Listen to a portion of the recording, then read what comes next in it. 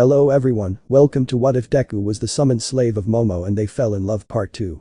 Before we start, please go support ancalagonintheblack for writing that awesome fanfic. Now let's begin.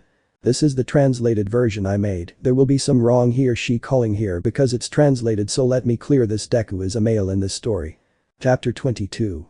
After they were attacked at the camp where Izuku saw Analogia again, everyone was now in the hospital recovering, although Momo stared at Izuku, who was recovering from his injuries he had, although it was a single attack, but it was powerful enough to leave him in a bad state. Everyone was preparing to be able to leave for Bakugo like the original story, but they heard a noise. Izuku? I'm going with you too.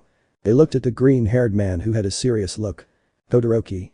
No offense Izuku, but your condition is not the best. Izuku? I don't care, I have to go with you if we want to be okay. Lita. What does that assure us? Izuku. Analogia, I fought by his side and we fought together shoulder to shoulder. I must face him separately in case we find someone who will need him. Hiroshima. I hate to admit it, but we have to listen to him. Todoroki. I'd like to know why you think we're going to meet him. Izuku. I've been fighting alongside him for years, and I know he has a great sense of smell. Before we reach the villain's lair he'll know if we're getting close. Momo. If so, we need your help. Hiroshima. Then let's go.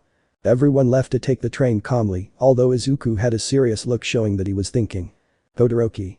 Where do you know this Analogia from? Izuku. Analogia is the leader of the infernicus. Everyone was surprised by that, although Momo was starting to get worried. Izuku. He was the strongest while I was the weakest of all. I must face him because I have no choice, and I am an infernicus. Everyone was even more surprised by such a thing. Lita. How can we know that's true? Izuku. My full name is Izuku Yujiro. Todoroki. In the history books it is said that Yujiro was the weakest of all the infernicus. Izuku. Just as you say, I was the weakest, but now I have to face the strongest. He said it with a serious look until they stopped to get off and start walking, although Izuku was a little far from the group. Momo. You don't have to face him. Izuku. I know he's a damn sadist excited about killing, he's not going to think twice about killing them, apart from that he kills mostly dragons. Momo. And what do you mean by that? Izuku. When you passed my test you became part dragon, and Analogia knows it now and is going to want to kill you. I can't allow that to happen, and not only can I not allow it because of my job of protecting you, but for something else. The girl looked at this a little surprised until at one point a wave was made that ended up destroying everything around, although Izuku ended up separating from Momo, so that everyone could see the cause being all for one. Todoroki. This is bad, we have no chance against that guy. Hiroshima. How are we going to escape with Bakugo? At one point they felt a much stronger presence behind them so they could see a blue-haired man. Analogia. How are you going to escape from me? Everyone was very afraid of this, but Analogia looked at Momo who was more than afraid. Analogia. It seems there is a dragon with you and I must kill it. He came closer and with each step he took they became even more scared until the figure of a certain green-haired man intervened, pushing Analogia so that they ended up falling into the rubble. Hiroshima. Izu bro. Everyone looked at the two crawling until they stopped to stare at each other. Analogia. After a long time we finally see each other again, brother. Izuku. This doesn't have to continue like this, brother. For a moment he looked at the girl and then turned his gaze back to Izuku. Analogia. So someone passed your test and finally accepted the power you have. Izuku. Leave this out, the problem is with me. Analogia.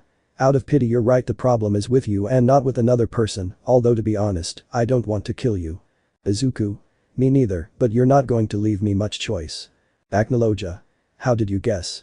At one point he launched himself at Izuku trying to hit him, but the green-haired man managed to block it to kick Analogia, who also managed to block it to grab Izuku's leg and throw him away to jump and try to hit him with a mallet, but Izuku grabbed him by the leg to throw him to the ground, making a small crater where Izuku fell, making it deeper, while the two warriors looked at each other to start hitting each other, making waves of wind while parts of the ground rose up from the force with which the two fighters hit. News. It seems that apart from All Might's fight, not far away another one is taking place between Izuku, a servant of the UA, and a man of whom there are no records, although we will try to hear what we can. With a machine they were going to start listening to everything they were talking about since Analogia sent him crashing into some rocks with one blow. Analogia. Brother, I cannot forget your betrayal. Izuku. If I betrayed them it was for a good cause. They saw him try to hit me, but Analogia blocked it to hit Izuku again. Analogia. Betraying the infernicus was not a reasonable thing to do. Izuku. The infernicus were causing enormous chaos, I had to do something about it. Analogia. But betraying us was not the result. Izuku. If I didn't do what I had to do, all humans today would not still be alive. News. Apparently the two fighters come from the old Infernicus army, the most feared, although apparently unheard, young Izuku betrayed the Infernicus. They saw how Analogia tried to attack him, but Izuku dodged him to attack him in the same way, sending him flying, causing him to crash into some rubble, but they flew away due to Analogia's power from him. Analogia. Let's stop playing. Izuku. I say the same. The two looked at each other and threw fist bumps at each other. Chapter 23. After they went after Bakugo just to rescue him, they found the most dangerous villain apart from meeting Analogia again, whom Izuku was now facing with a serious look. One looked at the other as they walked slowly, but little by little they changed to a faster walk, followed by starting to jog, and ending with running until with a jump they collided with each other, making a wave. Momo. We have to help him. Todoroki. We can't do any of that now. Kirishima. You're right, they're on a totally different level than us, we can't do anything. Lita. It's better to go get Bakugo while those two fight each other. They began to leave, although Momo looked one last time at where Izuku was, who received a blow sending him crashing into some rocks. Analogia. I still don't understand why you went to the human side. With a jump he tried to hit him, but Izuku dodged it to hit Analogia, who was sent flying, crashing into some rubble. Izuku. Because that's the right thing to do, they didn't do anything to us, and you wanted to start a senseless war. Analogia tried to hit him with a blow that he dodged to try to do the same, but the result was the same, so that they would sustain his blows from him. Analogia. They treated us like garbage, but if what you want is to die next to them, then. He broke free from his grip to strike Izuku with his forearm, sending him flying out of the place. Analogia. You will join them. He launched himself at Izuku in order to finish him off, but at one point Izuku grabbed him by the arm to lift him into the air and crash him into the ground, causing it to break a little and receiving a kick from Analogia that he barely managed to block. Izuku. You know I always fought for what was right and I will continue to do so, cruel son. From his hands a mini sun was made with which he collided with Analogia, but he came out of the smoke at great speed, going directly at Izuku so that they could have a grip again, pushing with monstrous force, since in Izuku's hands some transparent white spheres were noticed with which he began to make earthquakes. Analogia. With which you accumulate the power of your previous owners to be able to fight me. Izuku. Obviously yes, I had no other choice and someone had to face you.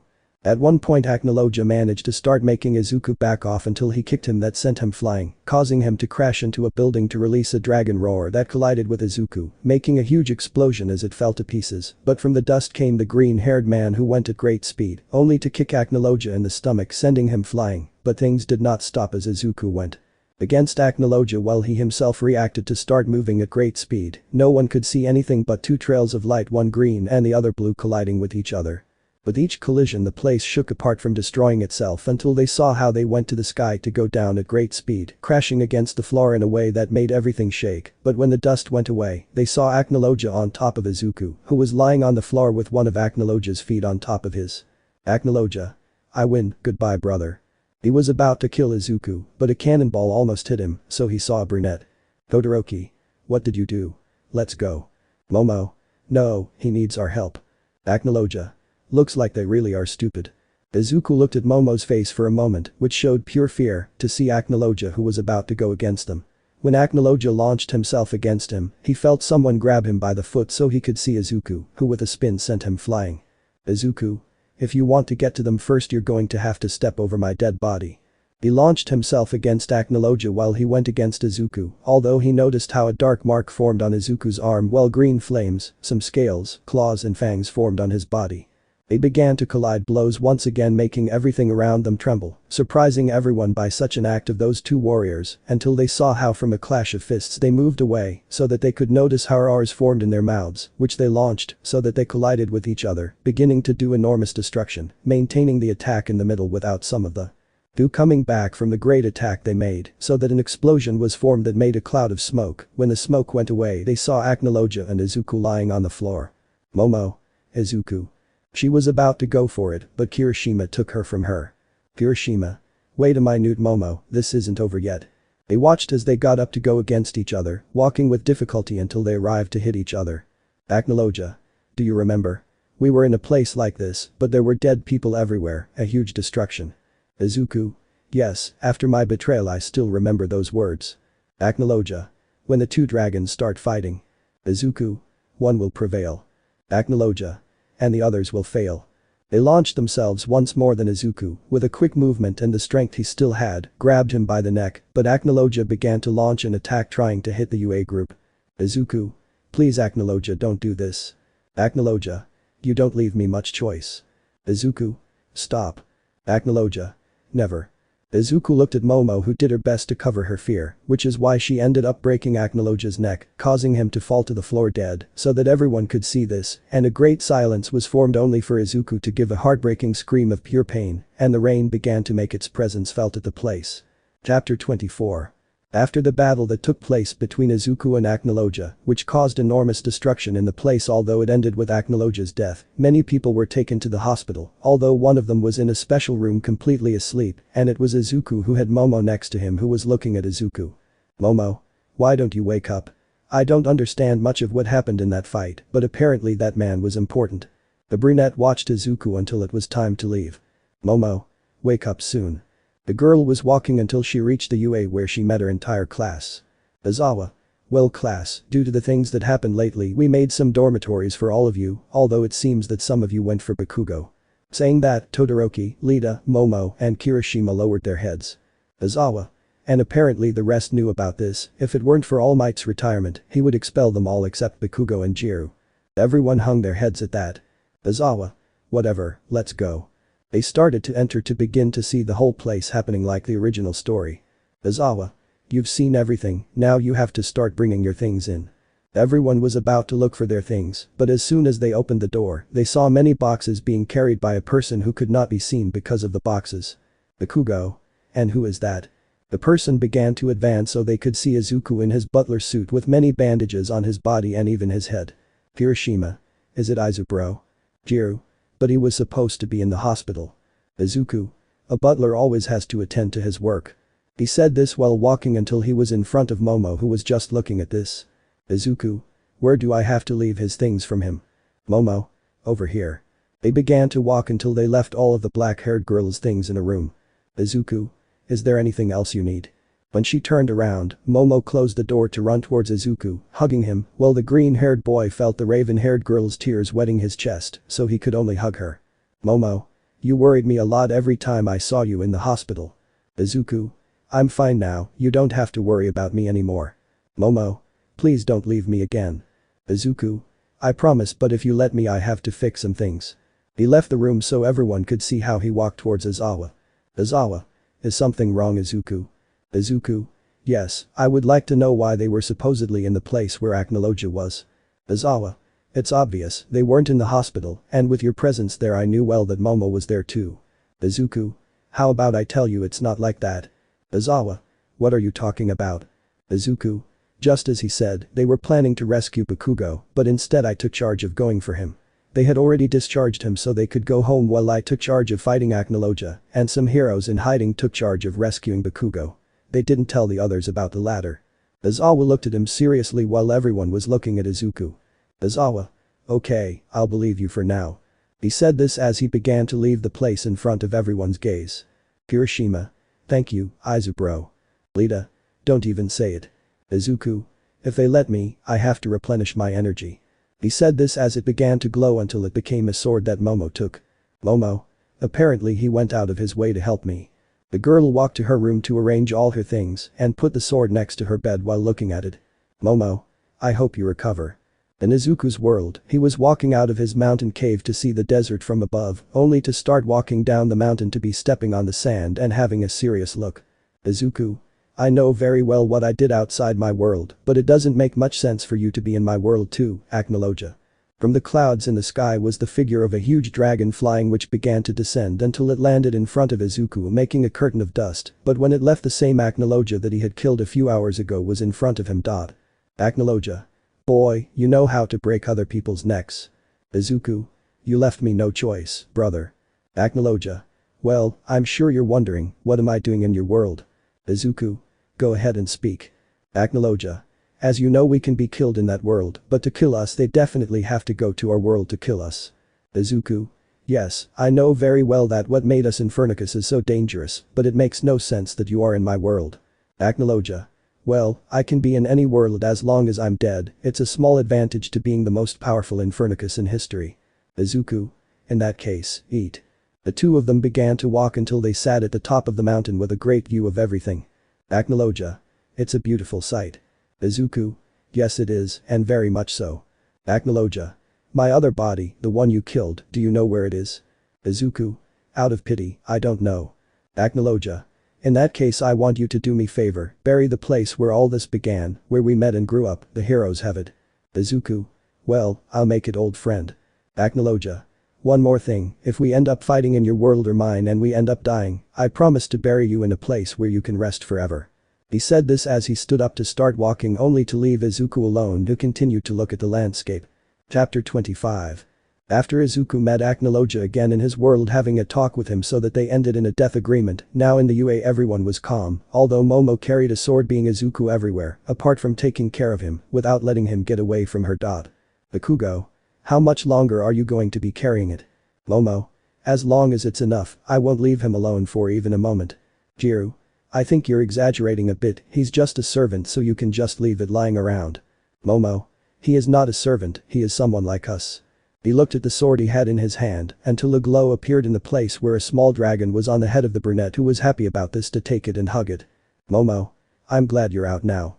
Everyone looked at the little dragon who just sat on her girl's lap. Jiru.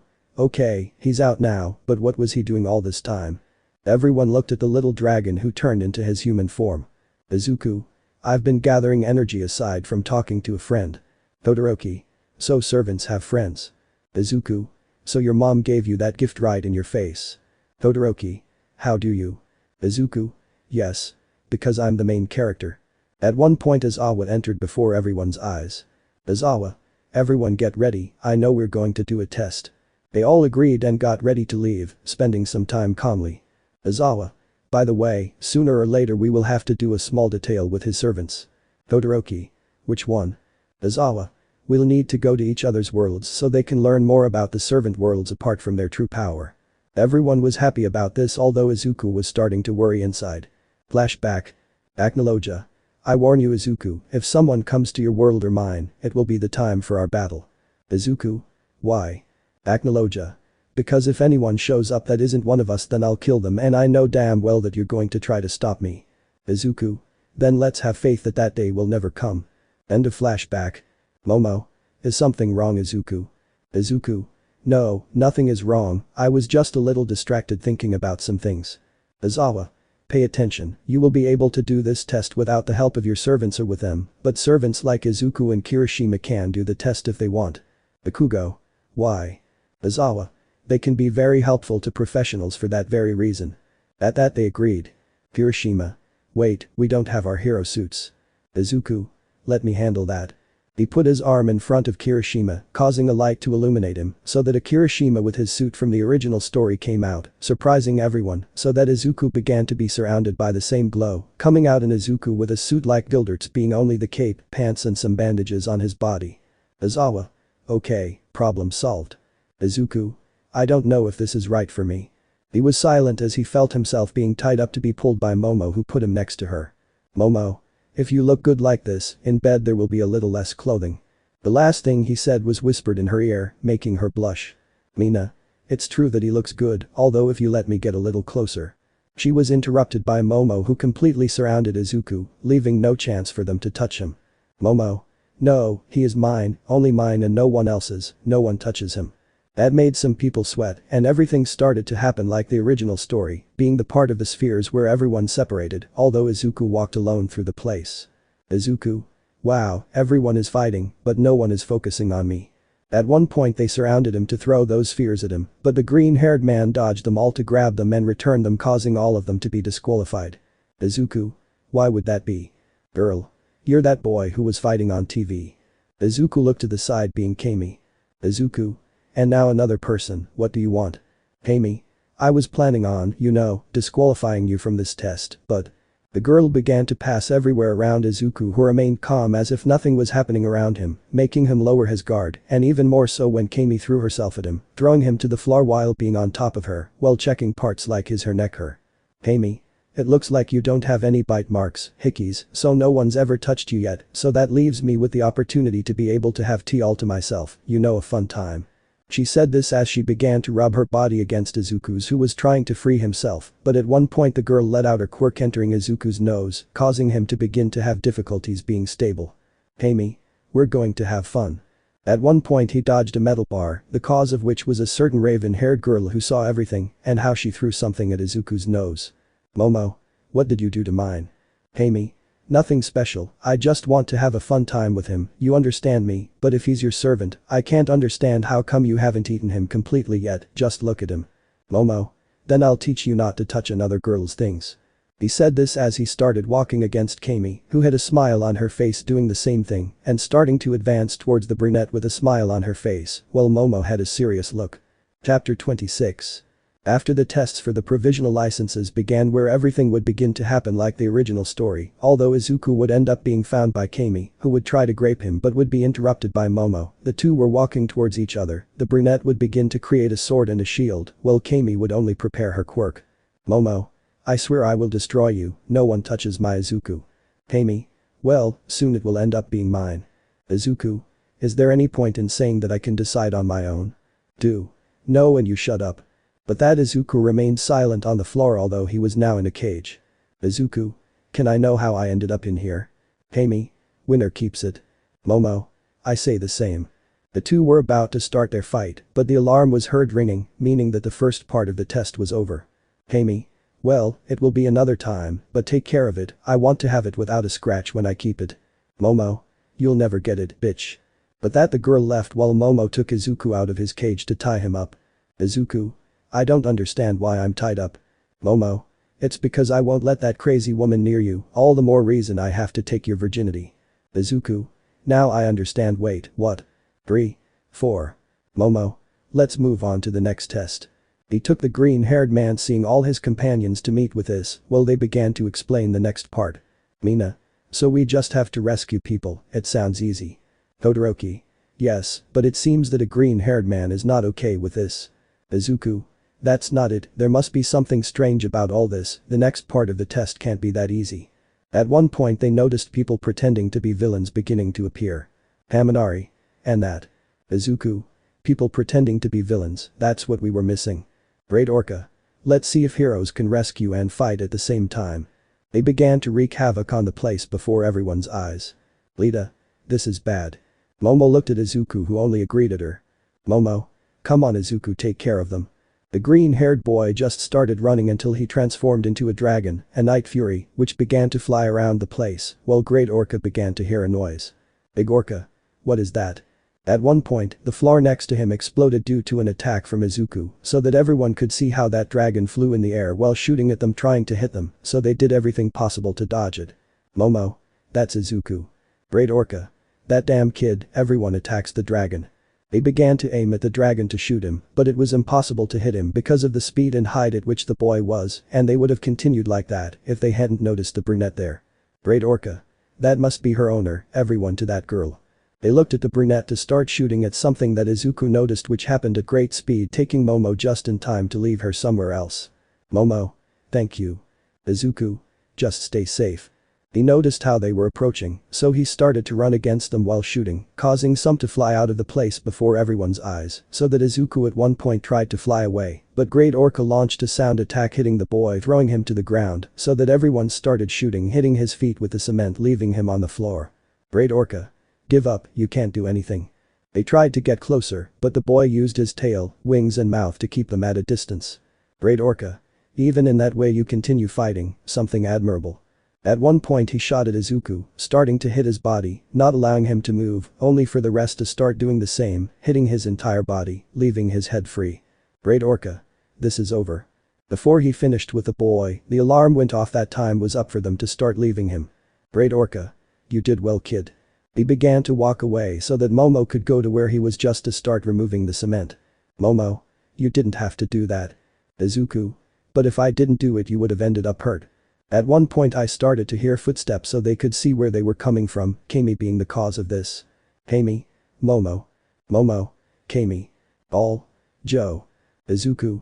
Girls, there's no need to fight, the alarm went off indicating that the test is over, there's no need to continue. Jiro. It's a pity that this servant is right. The two looked at each other defiantly for Kami to start leaving and Momo to just release Izuku so that after a while, they could see who passed by. Momo. Yes, come in. Izuku. That's good even though I can't find my name. Izawa.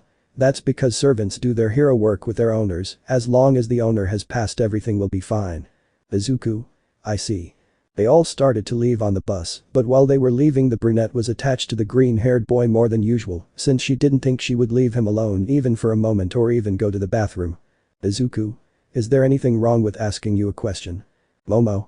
Not at all. Izuku. Well, I'd like to know, why are you so attached today? You didn't leave me alone for a single moment. Momo. I just wanted to make sure no other girls or that damn Kami got close to you. Izuku. Well, I think that's jealousy. Momo. Do you think so? I think I'm going a little too far. Izuku. It's not that bad, sometimes female dragons tend to be quite jealous and possessive when they claim a male, but it increases when another female wants the same male. Momo. In that case I feel happy to have tea and know more about which part of me is dragon. Izuku. Why? Momo. Because that brings us closer to each other and one more thing when we get home I'm going to punish you. Izuku. And why is that? He said it with a little fear. Momo. You said one question and now there are three. Izuku. So it's my funeral. Momo. Maybe. He said this while hugging the green-haired boy. Chapter 27. After they went to the provisional license exam ending with Momo and Kami almost killing each other if they weren't stopped by the boy who could have made them see reason, now there was a certain green-haired man inside the room of a brunette who had a smile on her face while Izuku was tied up. Izuku. You know I support you in everything, but why am I tied up? Momo. It's not obvious that we'll be able to have our privacy at the end of it all. Izuku. But since you first called me we've had privacy hundreds of times. Momo. You know I don't talk about that. He said this while he had Izuku's face, and his gaze was one of complete lust with a predatory smile. Izuku. Yes, but I don't know if it's necessary because you know very well that I will always be yours. Momo. I don't care, one way or another I have to claim what's mine. She said it to give a kiss to the green-haired man who only accepted this although he had a problem, and it was that he couldn't hug her for obvious reasons until they separated due to lack of air and a threat of saliva, leaving them together. Momo. Now let's have fun. I was about to take off his clothes, but I heard a knock on the door. Izuku. Really? Momo. I'm going to kill whoever interrupted this. She said this as she got up and got ready, followed by opening the door to a little girl, looking at her companions. Momo. Is something wrong, girls? Jiro. It's not just that we wanted to know if you want to come shopping with us, that's all. The brunette was in an internal conflict because on the one hand if she accepted she would not have the fun she wanted so much with her beloved green-haired boy and on the other hand, if she did not accept directly the girls could suspect something like that between the two of them, so she remained silent for a few moments. Mina. Come on Momo, if you want we can leave you to do some things with your servant. She said it with a mischievous smile, making what was happening inside worse, until a certain green-haired man arrived to save her from that moment. Izuku. I can speak for Miss Momo if she agrees to go with you. Uraka. Then let's say no more, let's get ready. But that each one went to get ready while the girl just looked at her green hair. Momo. You know we won't be able to have fun now. Izuku. Better than being discovered. After a while they were walking through the mall with Izuku, Ajiro, and Kaminari carrying all the purchases. Kaminari. Why do you need so many clothes? Izuku. If you want, I can help you a little. Kaminari. Thank you. Izuku. Same goes for you Ajiro. Ajiro. No need, I can carry Izumi's things. Kaminari. Hey Izuku, can I ask you a question if you don't mind? Izuku. Go ahead, you can do it. Kaminari. So about the Analogia thing, how did you get over it so quickly? At that Izuku put on a serious look and the girls entered the changing rooms to try on the clothes.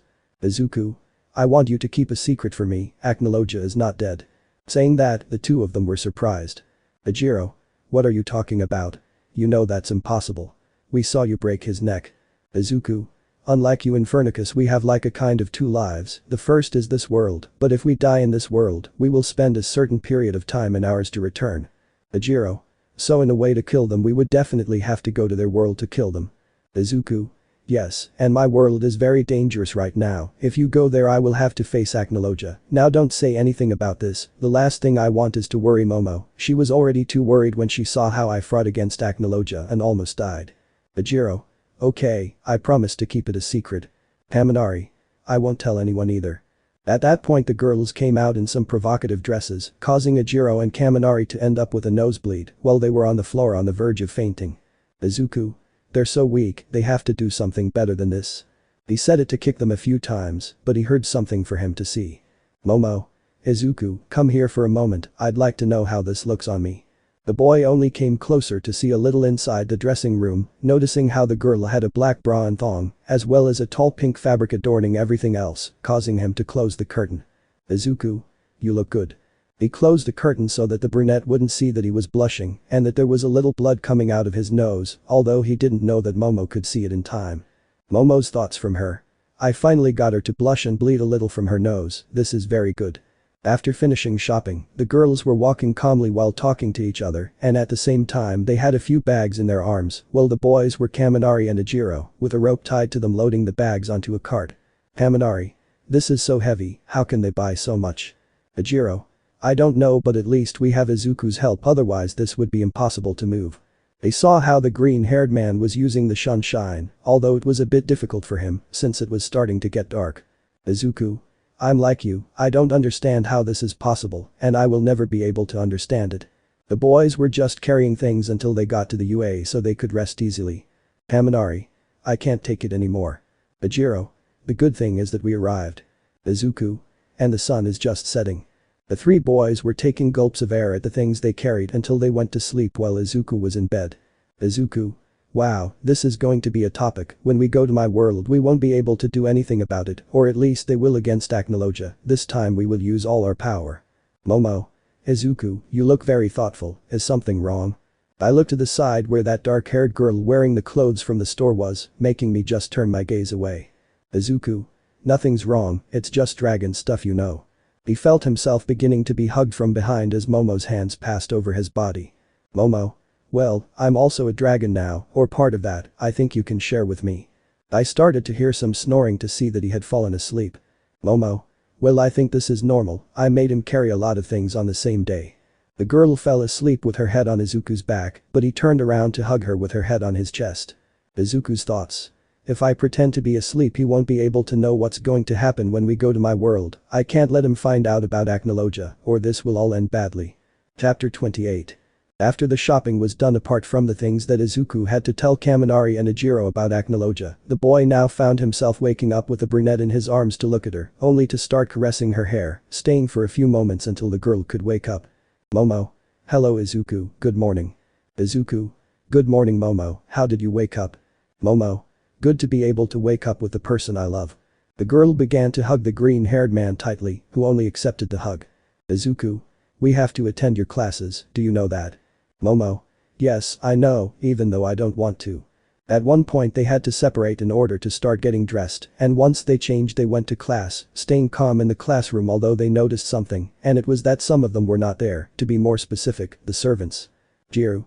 Where did Kaminari go? Bakugo. I don't know, but I need that redhead to come right now, or I'm going to kill him. Momo. Where did you go Izuku? At one point they saw Izawa enter the room. Izawa. Hi kids, as you know, you recently got your provisional licenses, but since we needed a way to explain, we brought 3 people in particular. They saw how 3 people that everyone recognized began to enter. Todoroki. Those are the big 3, the closest to being heroes. Momo. They are said to be very strong.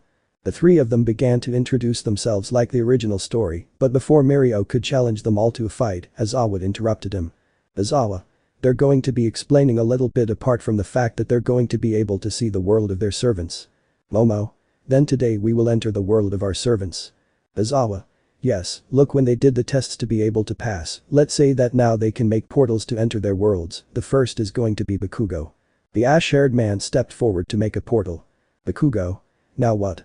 Izawa. We're all going in. They began to enter seeing those mountains and rocky places. Jiru. So this is Kirishima's world. At one point they noticed a red-haired man in the place who was only smiling. Kirishima.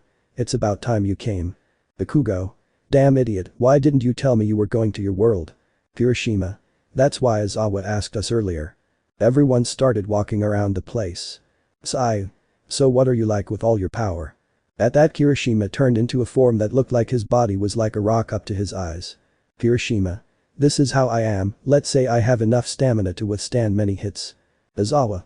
Well, since we have somewhat limited time, let's move on to the next world. Everyone went to Minetta's world seeing that it was like before, but this time it had some parts that weren't sticky. Minetta. Welcome to my world, you bring a new beauty I see. He said this while looking at Najire who was smiling. Lita. Don't behave like that in front of the big three perverts. Minetta. Okay. Aizawa. Since they've already been in this world, nobody cares anymore, let's move on to the next one. He said this so that they would go to Kaminari's world and find the blonde. Kaminari. About time you arrived. Najire. This world looks more interesting than the previous ones. Mirio. I wonder how strong you are. Kaminari. Well. They watched as the blonde began to use her electricity all over her body, causing some rays to go towards him, making him look like someone quite strong. Kaminari. Let's just say that's how it came to be. Mirio. You look like someone very strong, you have to be the strongest person among the servants of Class A. Hiroshima. Wait, didn't you see the sports festival? Mirio. No, why? Kaminari. It's just that the strongest person among the maids is in another world and far surpasses me. Tamaki. That's something interesting, I'm looking forward to knowing it. Hiroshima. When you meet him you'll be fine with him. Kaminari. That is, if we don't meet that other guy first. He said it in a low voice so that it couldn't be heard. Jiru. Did you say something? Kaminari. I didn't say anything except that I can't wait until I get to Izuku's world. Aizawa. Since I see you're excited, let's be a little faster. They went to Toru's world seeing that it was like a normal house. Shoji. It doesn't look like a big deal. Toru. Because I'm only invisible, I didn't give much importance to what my world is like. Izumi. At least the house is a little nice. They passed by the place seeing that it was simple, so they went to the next world being Tokoyami seeing all the darkness of the place. Najire. Well, where's the servant? Tokoyami. I'm over here. They saw a dark part finding the boy. Aizawa. It's a little dark here. Tokoyami. I know. Jiru. At least it's good for dark shadow. Mina. Only 2 worlds left now that I think about it. Aizawa. Yes, the one with Ajiro and Izuku, since I only see darkness, I think we'll move on to the next one. The next world was Ajiro seeing that it was only a martial arts dojo. Ajiro. I think it's my turn to introduce you to my world. Izumi. Have you fixed that sticking out wood yet? Ajiro. Since the blow she gave me in the balls, I had to fix her. Bakugo. You lost in the most humiliating way. Ajiro. I know. Aizawa. Let's get past all this teasing, I imagine you guys already want to meet Izuku. Mirio. Yes, I want to see him and have a little fight with him. He said this so that Momo with a smile made a portal through which they began to pass, although the only ones who were worried were Kaminari and Ajiro, something that some people noticed. When they appeared they saw that they were in front of the mountain and not far away was the jungle. Jiru. This place looks very nice. They walked everywhere trying to find Izuku. Aizawa. You two know something we don't. Kaminari. We know the same thing you know. Tamaki. In fact, it seems that they are worried since we entered this world. Why? Before they could give an answer they heard a roar to make them look somewhere. Momo. That has to be Izuku. The black girl, like everyone else, had a smile on her face as she looked at the clouds. Mirio. How do you know it's him? Momo. Because the roar of a dragon is what characterizes it, and that dragon is.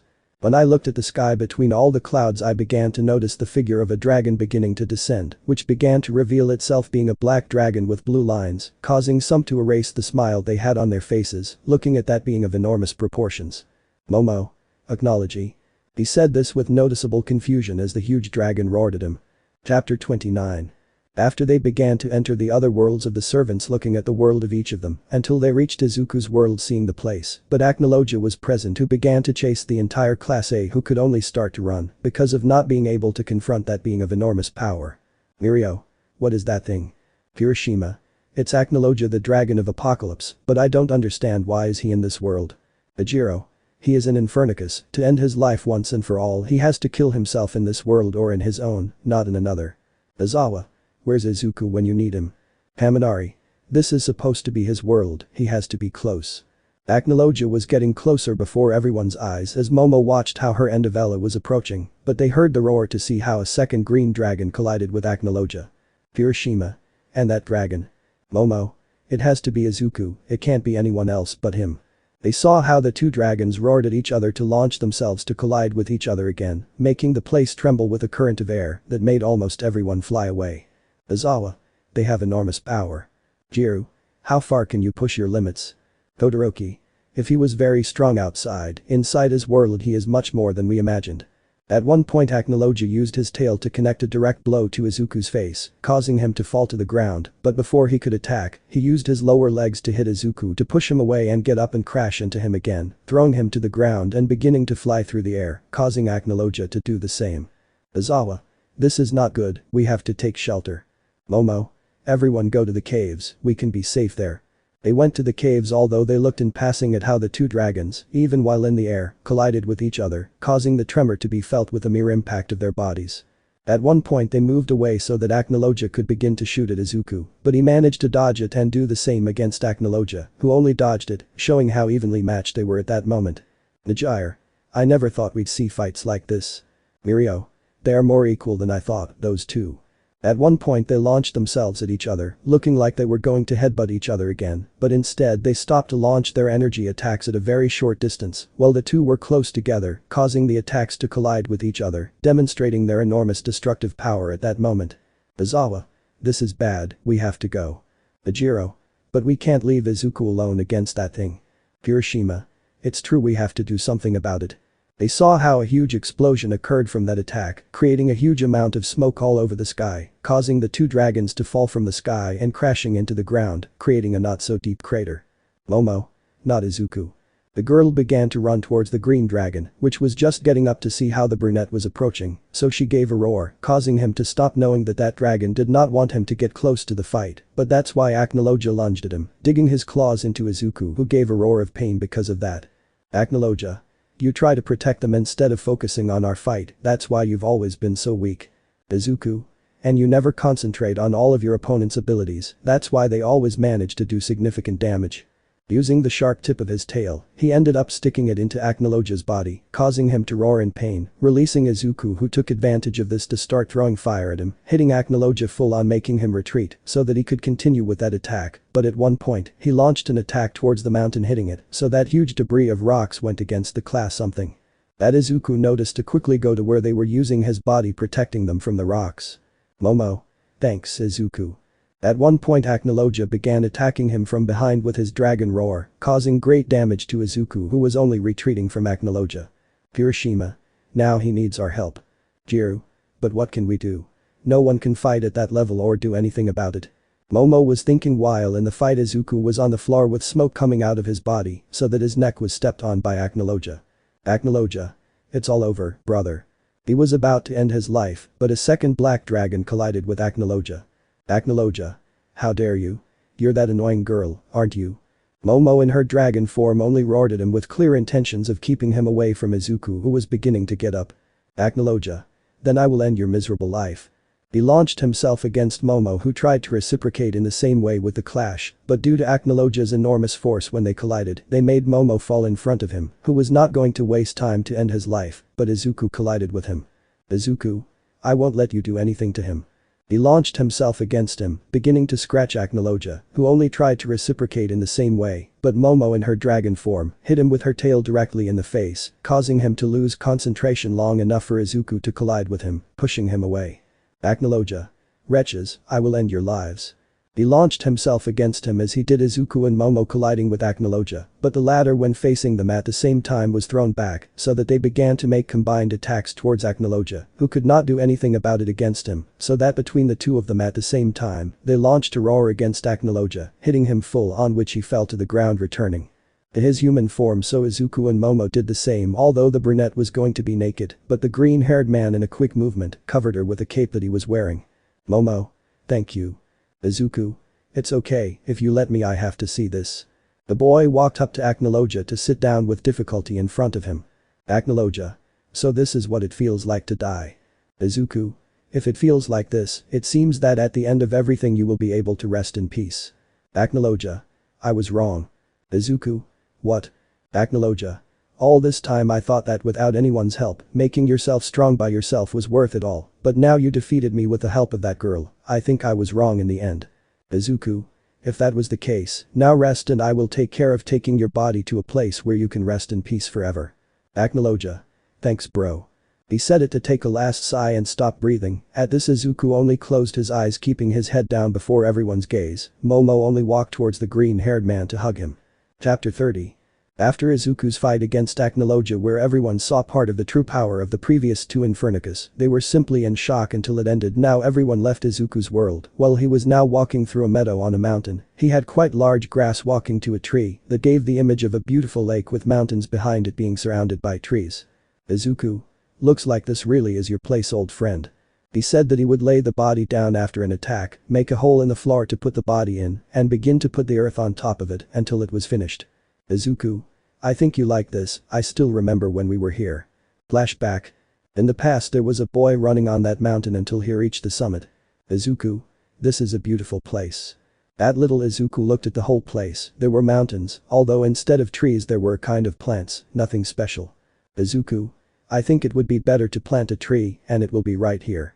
He said this while he had a seed in his hand and was about to start digging, but when he put his hands in the ground, he heard someone do the same and saw a blue-haired boy in front of him. Analogia. Who are you? And what do you do? Izuku. That's what I was going to say. Analogia. So what do you say if we say it at the same time? Izuku. Sounds good to me. 1, 2, 3. Izuku Analogia. My name is Izuku Analogia. The two children looked at each other to have a smile on their faces. Izuku. I was going to plant the seed that was going to be a tree. Analogia. I was planning to do the same with my seed. Izuku. What do you say we plant one next to the other? Analogia. I think that would be a good idea. They came up with the idea to plant them. Years later it was shown how that place where that seed was planted was now growing a tree, although it seemed to be attached to another tree, but all the peace was interrupted by a car that punched a more teenage Analogia and Izuku who were training. Izuku. Come on Analogia, we have to break our tie. Analogia. What do you think I'm doing? The two of them linked arms with smiles on their faces, and after a while they were sitting down. Analogia. Hey Izuku, I'd like to ask you please. Izuku. I'm listening. Analogia. We both want to be the strongest, and I was thinking that one of us might die. Izuku. What's that? Analogia. I think if one dies and the other lives, just bury the other in this place. What do you say? Izuku. Is that a question? I was going to ask you the same thing. Analogia. What are you saying? A promise. Izuku. A promise. He said this while bumping fists with Analogia, and the two of them smiled. Some time later, in a remote place, everything was on fire and destroyed, while Analogia was on top of some rocks, and Izuku was below, staring at him. Izuku. You don't understand, this is not the correct method to solve everything. Analogia. I don't care, they made us suffer, now they will suffer. Izuku. With their deaths. It's not bringing peace, it's making more chaos and pain. Analogia. Then we have no choice but to continue. He said it so that one would attack the other. End of flashback. Izuku stood next to what would be his friend's grave on the right side of the tree, where he met Analogia for the first time, and where he planted his seed. Izuku. It seems like just yesterday when we met and planted the seeds, old friend. He looked around the place with a sad smile. Izuku. I'll miss you. Behind him was Momo walking, who listened and looked at everything to approach Izuku simply to hug him from behind, having her arms passing around her neck while resting her head on her green-haired boys. Momo. I'm so sorry about what happened. Izuku. It's not your fault, anything happened, what had to happen happened, we had no other choice. Momo. If you had told me from the beginning what would happen if I entered your world again, then I wouldn't have done it and he would still be alive. Izuku. That doesn't matter anymore, things are done, nothing can be done about it, apart from that, it's what we both seek to be the best. He knew that the position of the best couldn't have only two people, one had to fall, so that the other could rise. Momo. The important thing now is that you don't have to carry all that pain, I'm here to heal you, for a long time I thought, why did you touch me? Out of all of us, you were mine and now I understand. Izuku. Why was it? Momo. You were destroyed inside, you had no way to heal that pain, and now I am here to heal it, that's why you touched me, that's why now the two of us are together, and to be honest, I want to be by your side all the time Izuku. She said this while hugging the boy to make him look at her a little, and simply to give him a kiss that he happily reciprocated. Momo. Come on, let's go home. We don't have to stay in the past all the time. Izuku. Okay. He got up to take the Analogia cloak he had in his hand, but he noticed something, and it was that on that tree that seemed to be attached to another one there was simply a mark. Flashback. Izuku and Analogia were training until one of their blows partially affected the tree. Izuku. We went too far. Analogia. That's true. They noticed how that attack left a mark that looked like shaking hands. Izuku. Are we seeing the same thing? Analogia.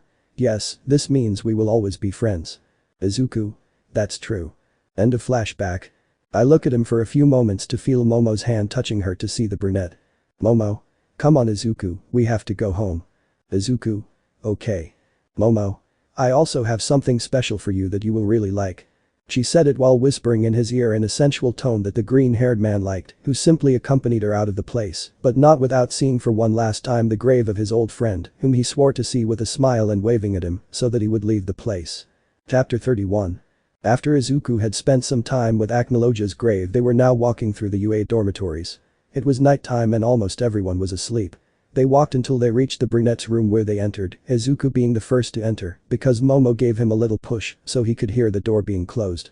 Izuku. Momo, what are you doing?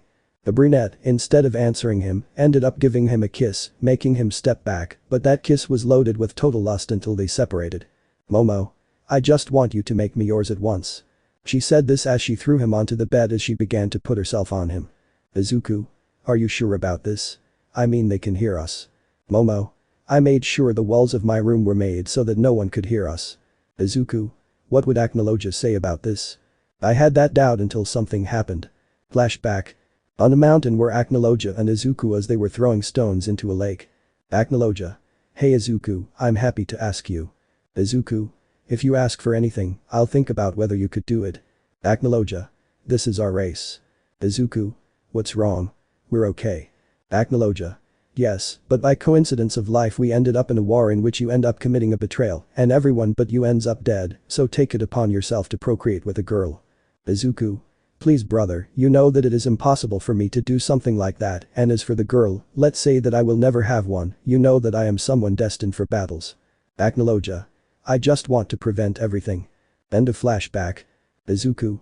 Well, he was a prophet after all. It was the thought that was going through his head. Lemon skipped. Momo. You went too far this time, and by a lot. Izuku. I wasn't the only one, you can't complain, we're equal. Momo. Anyway, even though I didn't like accepting it much at the moment, I liked being dominated. At that point she began to feel the embrace of her beloved green-haired boy, who she was willing to reciprocate in the same way. Izuku. I love you. Momo. Me too. But those words they fell asleep with each other. Chapter 32. Izuku was beginning to wake up as usual, but having an extra weight on him, he looked down having Momo next to him, so he could only hug the brunette with a smile on his face for having her by his side. Izuku. Next to you I feel much better than before, every day is better than the last. At one point I started to hear little laughs and looked at the brunette who had a smile. Momo. You don't know how happy it makes me to hear that. Izuku. Were you awake? Since when? Momo. Well, for an hour now. Izuku. Why didn't you wake me up or get up? Momo. I'm too comfortable to get out of bed, especially since I have the best pillow I've ever had. She said this as she hugged the green-haired boy even more tightly and gave him a kiss. Izuku. We should get up, there are still things to do. Momo. Yes, I know, but I don't want to do it. I'm very comfortable. Izuku. If you don't get up then I'll take care of doing that myself. He said this as he began to get up and in the process he lifted the brunette up, holding the enzyme on his shoulder. Momo. Wait, I haven't put on any clothes yet. Izuku. I warned you, now you have consequences for not listening to me. He said this as he began to walk until at one point Momo was able to put on some clothes. Now they were walking a bit around the UA. Momo. Today we have the day off, I think we should try to get in an internship or something. Izuku. And how do you plan to do that? Momo. Well we can go with Mirio, he works in a place that can help us. Izuku. Then let's go. He said this as he walked for a few moments until they reached a part where they managed to see the blonde who was walking through the halls of the UA until he noticed them. Mirio. Hey guys, how are you? Momo. Pretty good actually, we were just looking for you. Mirio. Me? Why? Izuku. It turns out we need to go to a hero residence or something, and we understand that you are going to one, so we need your help to be able to enter. Mirio. Well, yes, you can eat, but if you want some advice, when you try to get in, make the man in charge of everything laugh. Momo. Okay.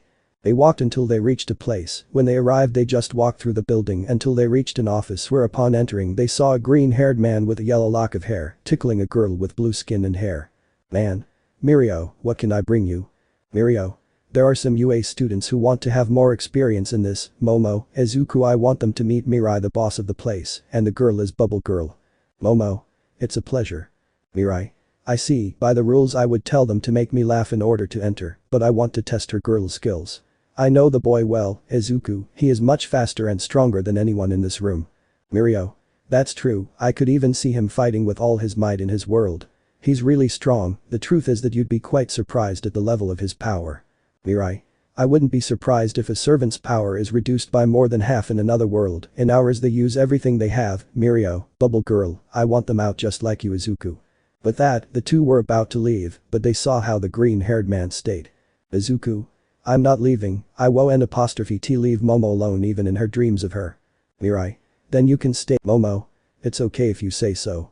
He said this to launch himself against Mirai trying to take that pen, but the man with a turn managed to dodge it to see how the brunette managed to turn around, creating a metal bar with which she pushed herself to go against him, but again she was dodged with ease. Momo only tried to attack taking that pen, but she couldn't do it.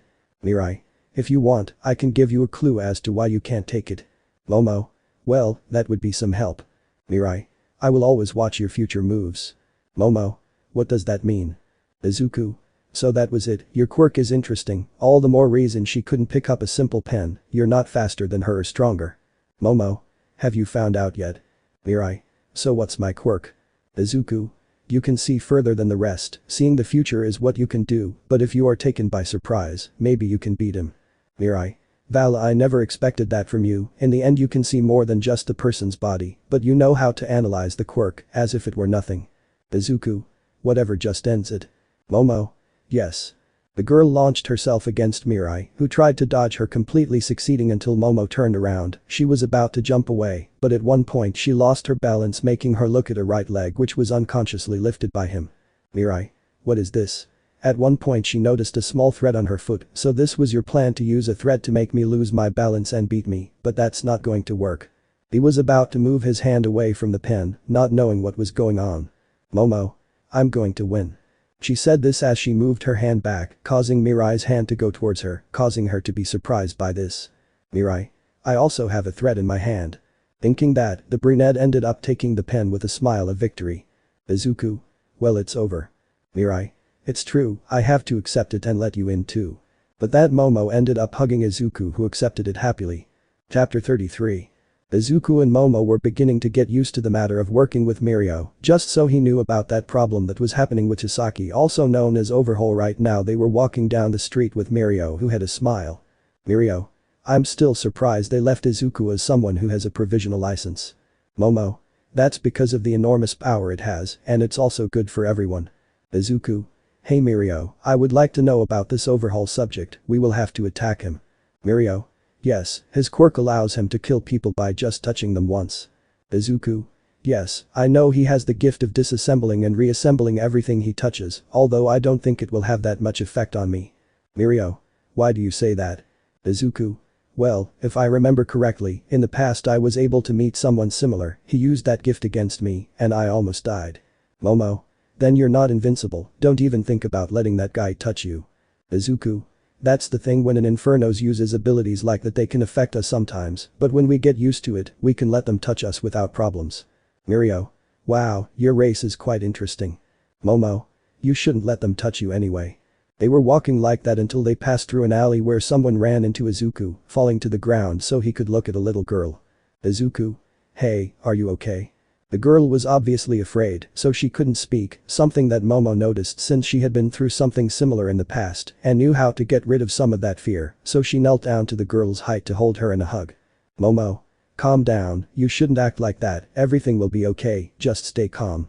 The girl then hugged the brunette tightly in front of the two of them. Mirio. It seems like he's calming her down. Izuku. It's something he could always do, his mother taught him from the beginning. Momo. Now I want to know, why were you running? And what are you afraid of? Girl.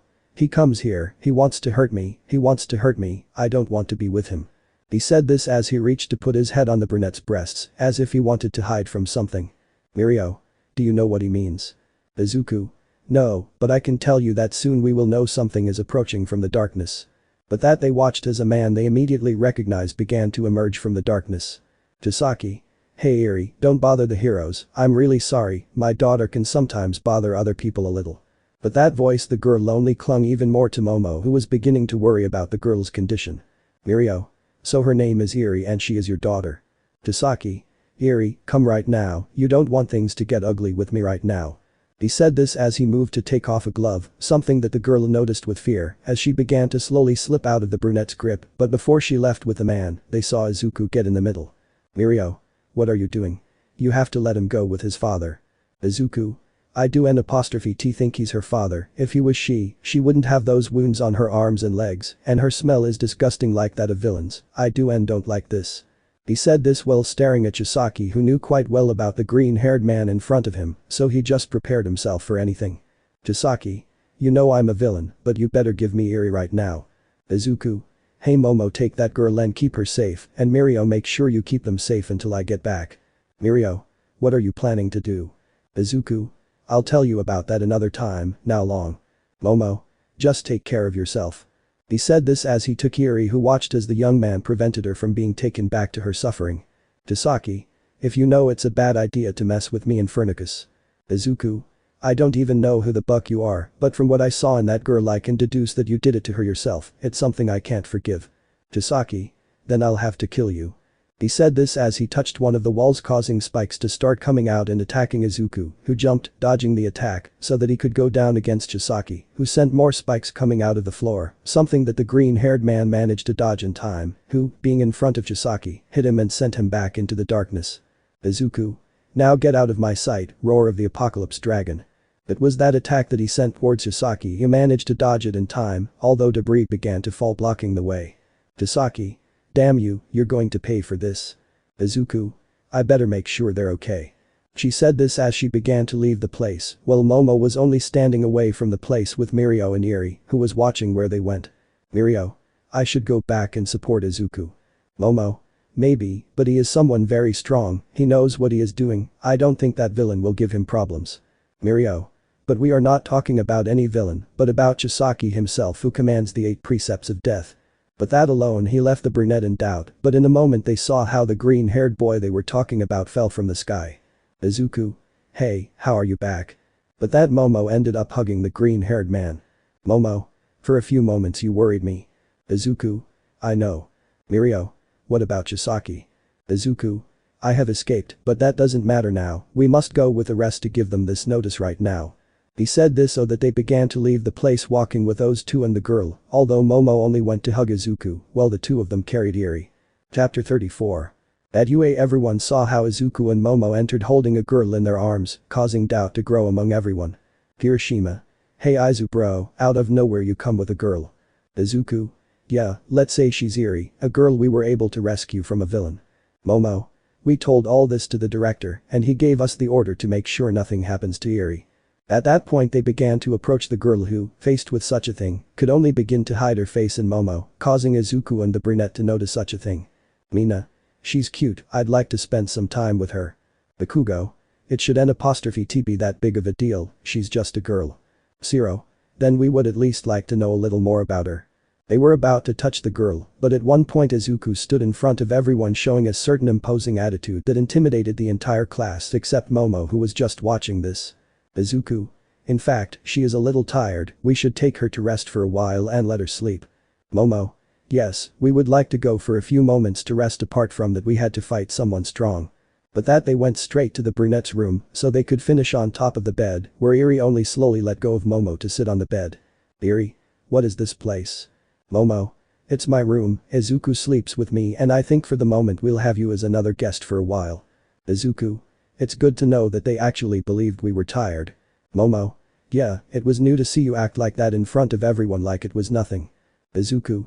Well, dragons can develop a paternal instinct almost instantly when they meet their partner, and the two have children, so to speak, when they notice that their children are in danger, they simply protect them. At such a thing, Momo just looked at him with a kind smile at such a thing that he had just found out about the green-haired man who had been noticed by him. Izuku. It is believed to be just a theory among dragons anyway. Momo. And what about the females? Izuku. They just act like real mothers. Momo. Anyway, Eri would like to know why you were with that villain. It seems like he was doing bad things to you. Eri just lowered her head as she began to tremble. Izuku. Hey, you can trust us, we can keep you safe for as long as we can, we're not going to tell anyone. Eri. Okay, I guess I should do it. Faced with such a thing, she only began to tell it completely, saying from when she was able to awaken her quirk until the moment she was rescued by them, making them find out about the experiments they did on her, causing the little white-haired girl to start crying, and at one moment she was being hugged by Momo's arms, so she was able to reciprocate the hug. Izuku. That shameless man, I should have ended his miserable life. He said this as he took out some fire from his mouth, while his gaze was one of pure, unprecedented anger. Momo. Please calm down, don't try to do anything for the moment. Izuku. Not at all, I have his scent of him, I'll look for him right now. At such a thing he was about to leave, but his hand was taken by the brunette making him stop. Momo. Please, I need you to stay right now, don't go. At such a thing Izuku only took a few heavy breaths as he moved to be next to the brunette and the girl. Eri. What's going to happen to me now? Izuku. From now on we will protect you, if they try to do something to you, I will finish them off myself, don't worry. At such a thing, night began to fall, and Izuku had to take the food to the brunette's room, since Eri did not want to leave. After doing that, after a while, they were lying in bed covered by the thin sheets with Izuku and Momo having Eri in the middle of them asleep. Momo. Thank you very much for all this, Izuku, thanks to you we can now be better. Izuku. It's nothing, part of the reason you summoned me is because I have to make you feel better, and on the other hand, it's so I can protect you both, that's what I want to do now. Momo. It's just like you said, we're both dragons in a way, and thanks to that we now have these paternal instincts, I just hope it won't be a problem later on. Izuku. I don't think so, as long as no one comes to try to do something against us we'll be fine. Momo. I love you, Izuku. Izuku. Me too. At that, only those who kissed each other while hugging the little girl as if she were their own. Chapter 35.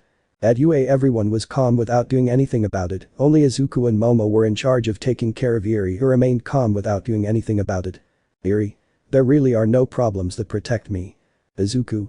Not at all, it's not like it's something new for me, my previous masters made me take care of babies. Momo. But she's not a baby. Izuku. You never know about that. Eri. But the precepts of death may come for me. Izuku. If they come then I'll take care of them. Momo. It's true, there's nothing to worry about. At those words, as if by magic, the walls of the UA were destroyed and Rukia entered the place, causing chaos. Rukia. Give me the girl at once. Eri. This is bad as one of them. Izuku. Now Momo, take Eri out of here and I'll take care of this. Momo. Okay. He said this as he began to carry the girl and start running. Izuku only looked at the huge being to launch himself against him. Izuku. You're going to learn what happens when you mess with my family. Rukia. That's exactly what I wanted you to do. He said this making the green-haired man confused by it. Izuku. What are you talking about? He saw how at one point he took out some explosives and threw them towards the entrance of the place so that he could see how he went towards the brunette who was holding the girl. Izuku. No.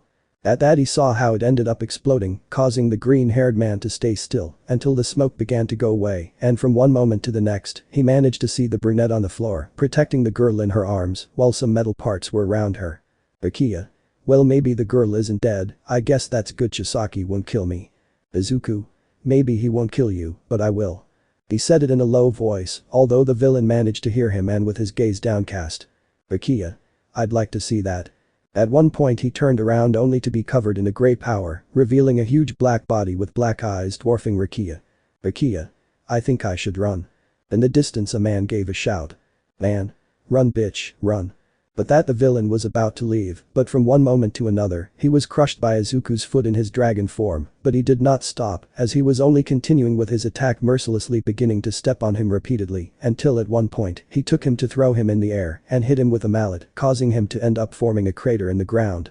Things did not stop as at one point he hit him a blow that sent him crashing into some trees, at one point he landed on top of the same villain to lift him up, seeing how he was bleeding. Rukia. Please have mercy, I swear I'll stop being a villain. The young man only gave a roar against him to slam him against the floor, and from his mouth came out a powerful ray of pure energy, hitting the villain full on, continuing with the attack mercilessly until he stopped, having the villain in terrible conditions. But that he took him to throw him to the UA, causing the academy to have a badly wounded Rakia everywhere, and they saw how Izuku arrived, returning to his normal form. Hiroshima. Hey, good news, Momo is still alive, she's just unconscious. Haminari. It seems that he created a shield to protect himself like Yuri. Izuku just walked forward with an unfriendly look apart from a serious one. Jiru. Hey, it seems like you're not happy. Izuku. I'm glad, but I'm going to make Chisaki and his entire group suffer for this. At that he saw how the ash-haired man stood in front of him. Bakugo. Hey, you better calm down, it's not like the world is ending. But that he was grabbed by the neck as he was lifted into the air. Izuku. She is my world. He said this to send him crashing into a wall and ended up continuing on his way to disappear before everyone's eyes. Sai. What do we do? Hiroshima. Tell Izawa-sensei about this. He said this as he walked away with the rest of the class to tell Mama Caterpillar. Chapter 36. In Overhaul's lair, everyone was waiting for Rakia's arrival, with Eri waiting quite a while for the man, until at one point the roof was finally destroyed by a furious Izuku, who was ready to destroy everything. Izuku. Now I'll really clown everyone. He said this while looking at everyone who was there, only for them to react by trying to do something, but a cruel sun was enough to leave most of them unconscious, especially if there was one that was the size of Eskener. Chisaki. What the hell just happened? He said this as he was coming out of the rubble and watched as Izuku was furious. Izuku. I'll kill you all. At one point Rappa tried to make the young man fall with a punch of his own, but when he connected, he didn't realize what a bad idea it was. Rappa. What the hell? The young man was standing as if it were nothing, his blow to him proceeded to have black marks on his body and his grey pupils with his black eyes. The young man took Rappa's hand as he went on to connect multiple blows on the villain, causing him to step back while he was sent crashing into the rubble, especially because of the wounds he had. Before he continued attacking, at one point some spikes fell on him, only for him to begin to form a cloud of dust, while Chisaki had a smile for that same reason. Chisaki. Let's see if that calms you down, and if possible you stay dead. He said this while having a smile at such a thing, until he noticed red eyes from the dust from which Izuku came out, who grabbed the villain by the neck to lift him into the air, followed by slamming him against the floor, causing him to spit blood because of it. Izuku. I'm not going to have mercy on me. The villain looked into those eyes as his teeth turned into fangs, and his hand began to have claws, just so he could continue whipping the villain against the rubble, without having any mercy on him, beginning to make blood begin to fall on the spot, and he was going to continue that way if it weren't for a wave of energy that hit his body, making him see Najire, the cause of this. Who was with the rest of the heroes. Najire. Now we have your attention. Ryukyu. What do we do? Mirai. I really don't know, we can only contain him until he calms down. Hiroshima. But I don't think that's possible, he looks very upset. Mirai. We have to do something anyway. They were beginning to feel a little scared as they looked at the young man who, just as he started walking, the things around him began to be destroyed, turning into dust, and the metal began to melt, making things worse for everyone, until the young man just managed to hear something. Momo. Enough Izuku, don't continue. At that he only saw the brunette who was with some bandages. Some had doubts about this until at one point the young man was in front of him just to look at the girl seriously, as she began to have some tears that began to threaten to come out of her eyes as she went to take the young man's cheek. Momo. We know very well that you are not like this, you should not do something like this, please do not continue destroying everything in your path. Everyone looked at this with doubts. Mirio. What do we do? Mirai. If we make a wrong move, I could kill her. Hiroshima. Then the best thing we can do is stay still. They looked at the young man who was only keeping his eyes on the brunette, but little by little, those marks began to leave his body, while his claws and fangs began to disappear, and his eyes were returning to normal in front of the brunette. When that happened he simply ended up fainting, falling into the arms of the girl who began to caress his hair. Momo. Everything has passed, you shouldn't be the same as before. She said this while standing next to the young man, trying to do everything she could to keep him calm under everyone's gaze. Mirai. It's good to know that at least we won't have to keep fighting and thinking that he alone took care of the precepts of death. But that they looked at the defeated precepts without being able to do anything before the eyes of everyone who could only understand that same thing. Chapter 37. In the UA dormitories, the green-haired boy was sleeping peacefully on his raven-haired boy, who was only caressing his head, while at the same time he only caressed him a little until he began to wake up, opening his eyes and began to get up. Izuku. What happened? Momo. It was nothing, you just got a little out of control, and I had to calm you down so you wouldn't end up badly, you just need to rest. Izuku. But overhaul, that miserable guy, I must go after him. Momo. You took care of him, but you were in a state of fury that didn't let you remember anything. Izuku. So I hurt someone else. Momo. No, I was there to calm you down, that's why you're better now, just rest a little, that's better than anything else for the moment. The young man was only able to begin to calm down until they got up from the bed where they were, so they could go from the room to the recreation room, where they saw how some of the classes were. Lita. It's good that you're already awake, we just wanted to talk to you. Momo. What's going on? Izumi. Well, what happens is that we managed to keep a certain part of all this up to date, it turns out that now we are talking with Class B, so that each of us can do a part of the cultural festival. At that the young man began to feel an extra weight just to see Setsuna, who only had a smile. Setsuna. At the end of it all it seems that we will still be able to enjoy certain parts, I mean if you are still available to work. May. Now that I remember it the same way I would like to try some outfits on your body at least in private. Momo. What the hell? Get the two of you off of him, except May, you're not from Class B. May. No, but I'm here for whatever you need, although I'm a little interested in your slave. At her words she began to get jealous, while little by little she came to stand next to the young man with green hair until they heard the director of the UA begin to find out who was serious. Nezu. Hello everyone, I would like to ask young Izuku to come with me, this is important. Saying that, the young man had no choice but to accompany the director, while Momo simply sat next to her friend Ella while looking at Class B and the pink-haired girl. Momo. I thought I made it clear that Izuku is mine and only mine, no one can touch him. Jiru. You made it clear to Class A, but other parts of the academy are still interested in Izuku and don't care what happens. Saying that, the girl began to look at them for such an act. With Izuku she only walked next to the director, while the two only stopped in one place. Izuku. What's wrong? I hope the matter you want to talk to me about is important. Nezu. Yes, as you know when you die the infernicus have two bodies, one from this world and another. Izuku. What's wrong with that? Nezu. Well it turns out that when his battle against Analogia ended we took the body to bury it, we thought it was going to be good, but it turns out that the League of Villains attacked the place and took it. Saying that, the young man could only open his eyes quite wide as he began to let an enormous killing attempt run through his body, along with a dark aura. Izuku. How the hell is that possible? Nezu. I don't know what they want to do with Analogia's body either, but it's not going to be anything good, I'm sure. Izuku. I swear that when I find the cause of this I will destroy him myself, I do not plan to have any mercy against this miserable disgusting being who dares to steal the body of my best friend. From one moment to the next the ground where he was standing began to crack, surprising the director with the enormous amount of power he was letting go in his body. Nezu. I just wanted to let you know about that, you can go back to your group now, just try to calm down and think about things as they are going. Izuku. Understood, thank you for telling me about this matter director, thank you very much. The young man then left the place and entered the bedrooms again, returning to his previous attitude so that they would not suspect anything, and as soon as he entered he noticed them talking about some matters. Haminari.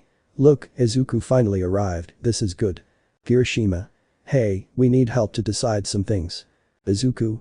I can't do that, I have to tidy up some things in Momo's room, I'll be back any minute, but you can decide without me. Nobody was noticing anything strange as the young man walked before everyone's eyes, or well not everyone could notice it, but Momo, being a good girl who had been with the young man for years, noticed how he was upset and did so when she saw how he completely ignored the girls who approached him. Even showing some annoyance until he reached the brunette's room where he only managed to be alone for a while to go and take out a sword.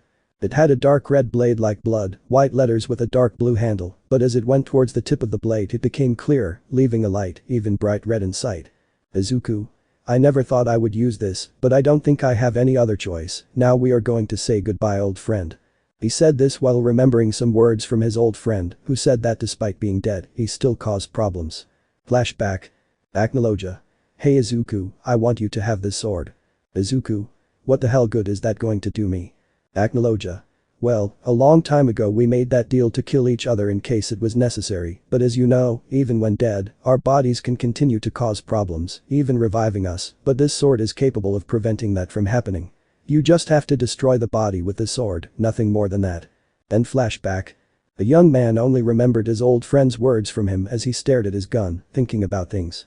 Chapter 38. Days passed since Izuku managed to spend time with the brunette and they were only trying to keep things calm, but soon he was going to have the biggest confrontation of his life, something he was nervous about doing since he was inside a limousine in a very formal suit. Momo. Hey, is this okay? Izuku. If only it were the first time I did something like this for real. Momo. I know you're a little nervous, but you've talked to them many times. Izuku.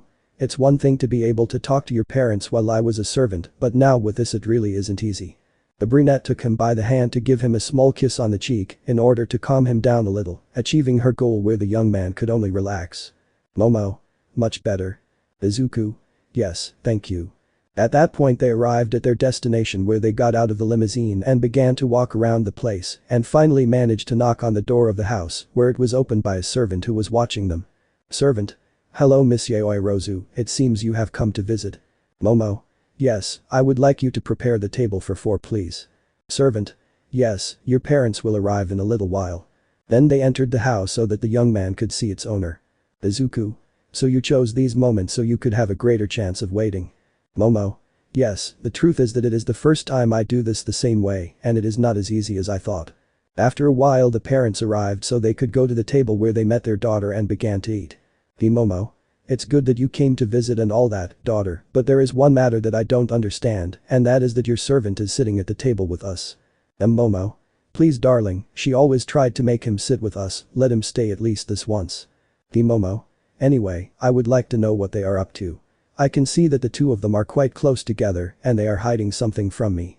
The brunette was a little nervous when thinking of a way to say it because she didn't think she was going to discover them so quickly while Izuku took the eggs that were left, the same ones he used to kill her best friend just to talk. Izuku. Well, Mr. Yaoirozu, it turns out that your daughter and I are a couple. But that the brunette looked at the young man with a smile while the mother did the same to the couple, although the father stood still for a few moments looking at one part only to take an axe out of nowhere to launch himself against the young man. Momo. I won't let my girl end. Before he could finish speaking, he was silenced by a blow from his wife that knocked him against the wall. Momo. I'm so glad they could be together at the end of it all, I thought that. Momo. I don't understand why you are so happy while dad is not so happy. Momo. About that, darling, I can tell you a little detail. Your father is happy and he is also quite jealous because someone he trusts can take his little girl away from him. Izuku. I see, I think I'll knock him out and take him to the infirmary. But that I pulled the man off the wall as I began to carry him. Momo. And how did you imagine this was going to happen? Momo. Well, to be honest, you should know your father's maid. Momo. But dad told me he never had a real maid. Momo. That's because I was her personal maid. But that the brunette was surprised as she looked at her mother because literally what happened to her father with her mother happened to her, but with different genders being that she was about to speak, but Izuku entered with his head bleeding and that man still with the axe in hand. Izuku. He wasn't unconscious, he wanted to kill me alone. But that she hid behind the raven and nervously made the man stop. Momo. No need to continue, honey. I already told him how we met. Momo. In that case I can't kill this wretch in a more effective way. Momo. It's better if we separate a bit, I'll take our daughter and you can take Izuku with you to see how things are. Momo. Fine, but I can't promise that he'll return safe and sound. The younger brunette looked at her green-haired boy who was nervous and clinging to her. Izuku. Please don't leave me alone with him, he'll kill me in seconds. Momo. I don't think I'll do that. He looked at his father who only had the gun in his hand with a serious look, making the green-haired man more nervous than before, only for the hours to begin to pass, and when night came, they could only be alone in the dark-haired girl's room, where she had a smile, especially because her mother made sure of her privacy by taking out the cameras and increasing the walls and doors so that nothing could be heard from inside to outside.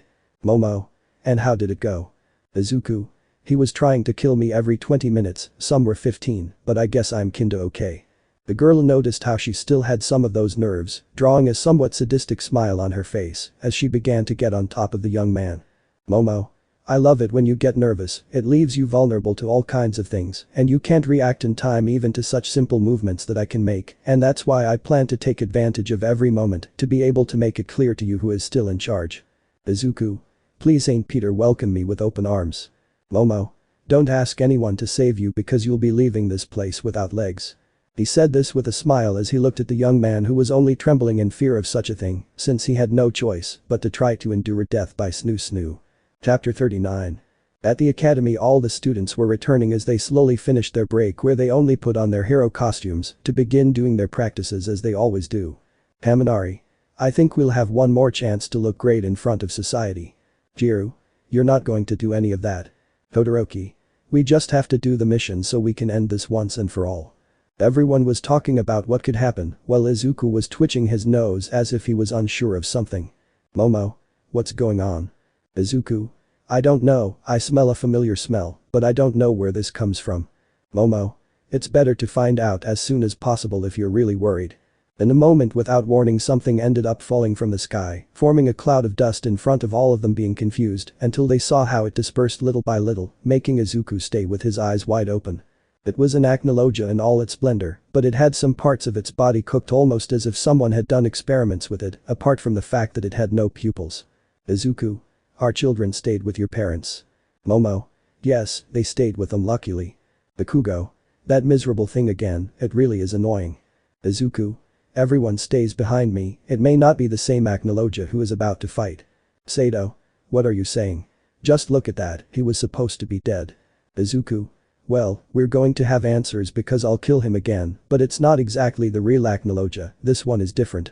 Some began to move away while watching how the supposed Analogia launched himself against them, where Izuku simply managed to block him with one arm, despite the fact that it caused a current of wind, which pushed everyone behind him, only for the boy to go on to hit his stomach directly, managing to open a wound where he perfectly noticed how it healed on its own, something that some noticed. Izumi. No way, it really is one of those things. Izuku just went on to deliver another blow to his face, followed by his leg being covered in fire with which he kicked his stomach, causing him to move away from it. Izuku. Without a doubt the League of Villains took his body from him and made modifications, they turned him into their strongest Nomu. In short, it is better that they move away even further, because I do not intend to hold back in this fight. Saying that, they saw how horns began to grow on him, apart from his nails turning green with claws, a tail began to appear, and green marks began to appear on his body, being like Analogia's blue marks, but in green. Jiru. What just happened to him? Momo. He seriously doesn't plan on holding back, he's going to use his Dragon Force form, which he's never used before. Haminari. So he's going to use everything in his arsenal.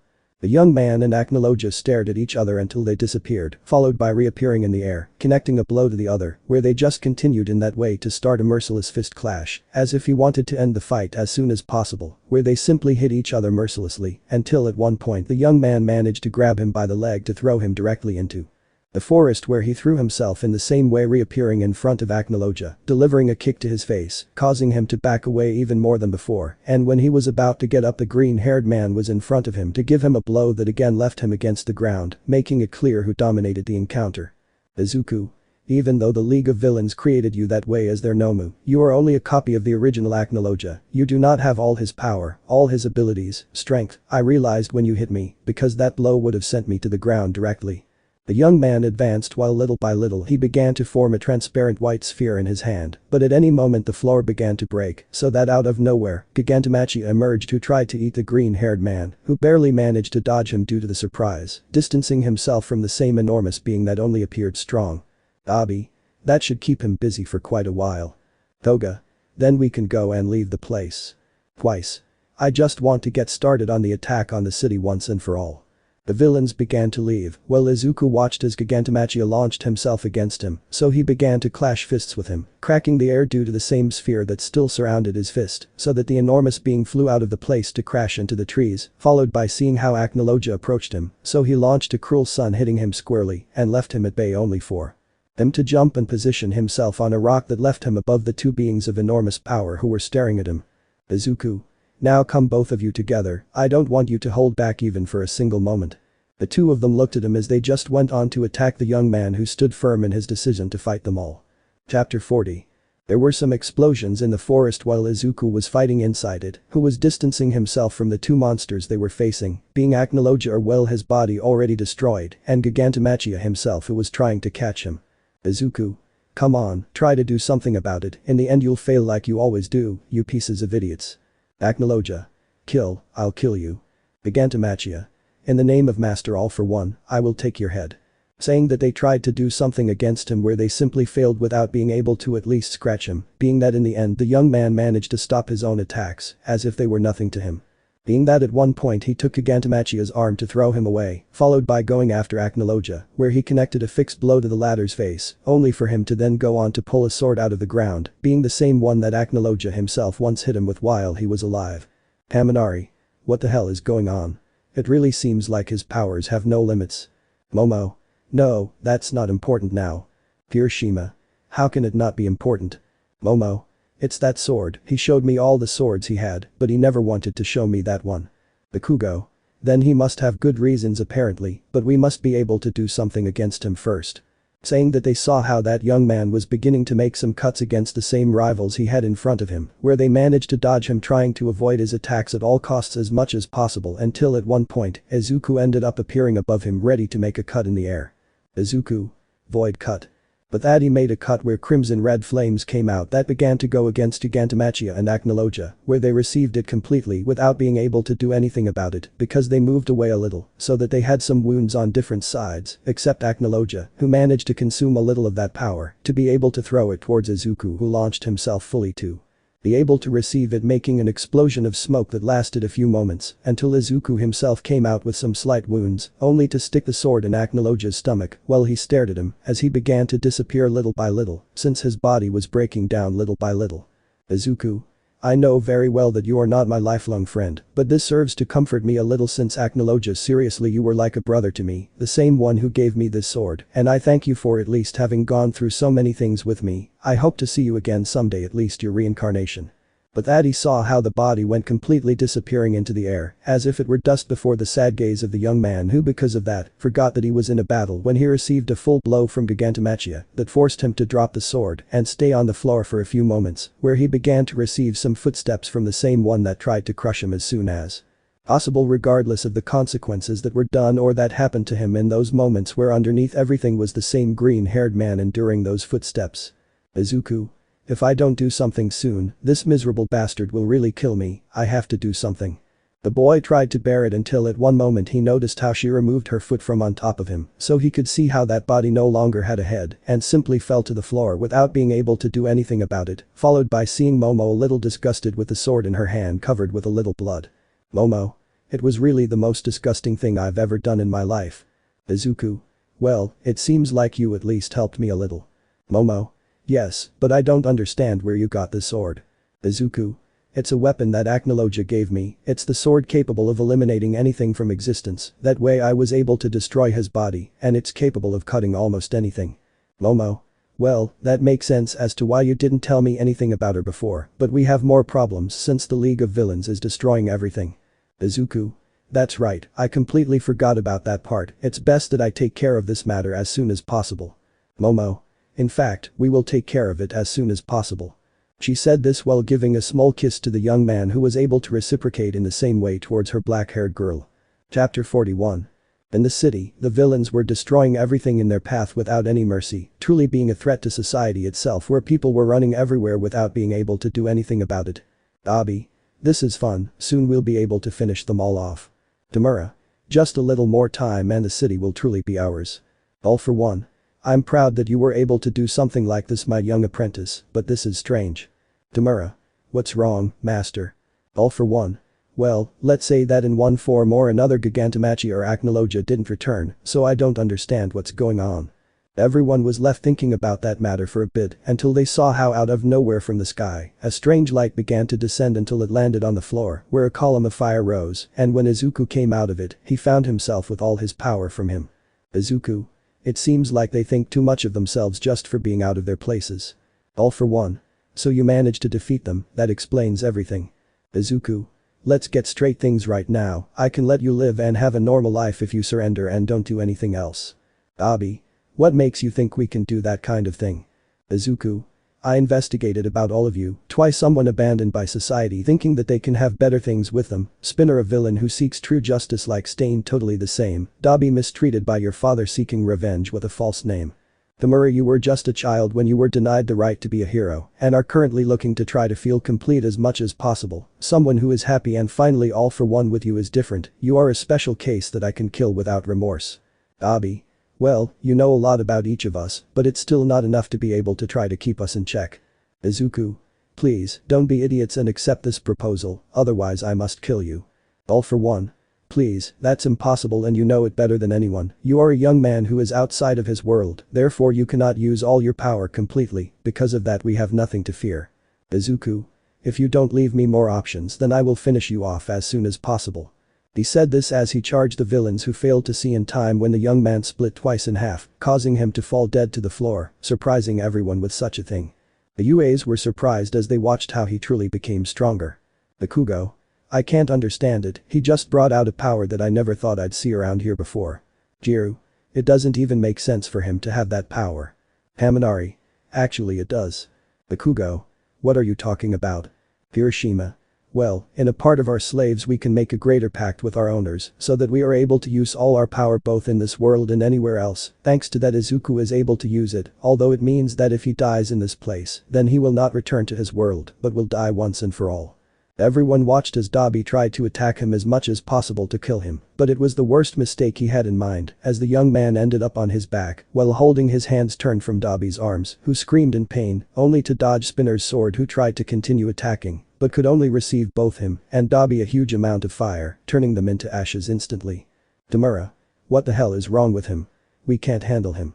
All for one. Right now I don't have the same power as before, it's best to leave as soon as possible. When they wanted to leave the place, the two of them were pierced in the stomach by Izuku's fists, who seemed calm. Izuku. They can't leave me, now I'm capable of using my true power to its full potential, and they're garbage. Toga. This is my chance to have it for myself. When the crazy little girl was thinking about attacking, she was caught by Momo who managed to decapitate her. Momo. Nobody touches my love like that, crazy woman. With Izuku just staring at the two bleeding villains. Izuku. They could have chosen a better life, had the chance to survive all this or save people, but they chose this path and ended up this way. It's a shame that such talent is wasted like that. All for one.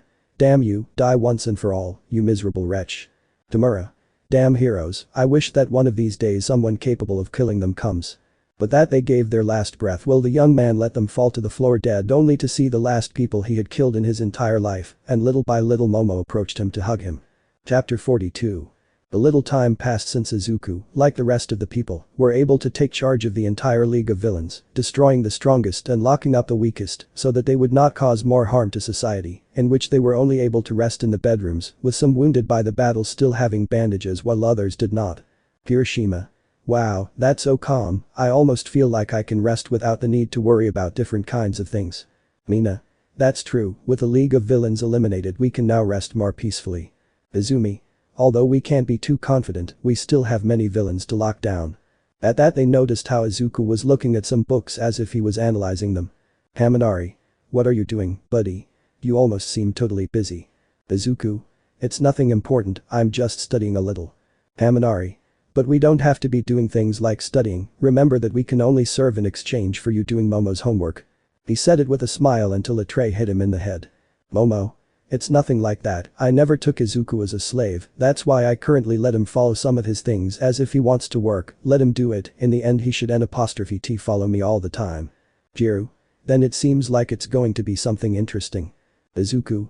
Apart from being among the heroes, I plan to work to spend some time inside Tartarus, in that place they will possibly need my help. Bakugo. Do you really think they're going to need your help? The guards can handle it alone. Izuku.